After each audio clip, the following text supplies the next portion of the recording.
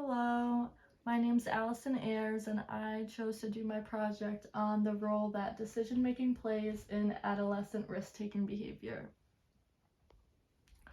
So, I had a personal interest in this topic because it related to my past self. That's why I decided to do it. I wanted to learn more about myself by researching this project. And then also, I chose to do it because to spread some awareness on the predictors when I'm a mom, or if it was one of my loved ones who's an adolescent, I would know the predictors that are associated with them engaging in risk-taking behavior to hopefully prevent them from doing so. So during my research, some key predictors I found was a family's socioeconomic status, abbreviated SES. This is based on the parents' educational level and how much income they make are some examples. And then the next key predictor I found was a person's cognitive control. And then lastly, a person's peer group, which I personally think is most important. So going into the first one, what is socioeconomic status? Abbreviated SES. It is based on family's income, education, and social status. The high end of the scale indicates that a family makes a large amount of income and has a higher parental education, whereas the low end means a family has a lower income and lower parental education. So how is this related to adolescent risk-taking? Well, the low end of the scale increases the likelihood of adolescents making poor decisions. And also this may lead to conflict and distress in households.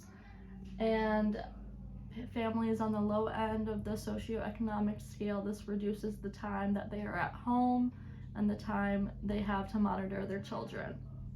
Interestingly, I also found that being on the low end of the socioeconomic scale is linked to poor cognitive control, bringing us to our next reason. Cognitive control and its relations to risk-taking, the second predictor. Poor cognitive control leads to poor judgment and increases the likelihood of adolescents engaging in risk-taking activities. Brain models were created to measure emotion, pathology, and cognition. These models predicted that adolescent risk-taking occurs due to a developmental imbalance between brain regions that control cognitive functioning and appetitive drives. Adolescents' cognitive functioning is linked to impulsivity, and impulsivity is also highly linked to risk-taking behavior. And then our last predictor of risk-taking behavior in adolescents are one's peer group. I found that adolescents are more likely to take risks when they are around peers, and an even greater likelihood if they're around pro-risk peers. Pro-risk peers are friends, acquaintances, or even strangers that like and are encourage risk-taking behavior in other people. And then also, adolescents are more likely to use peer pressure and impression management tactics on friends or acquaintances opposed to strangers. Overall, adolescents are more susceptible to people they know opposed to strangers.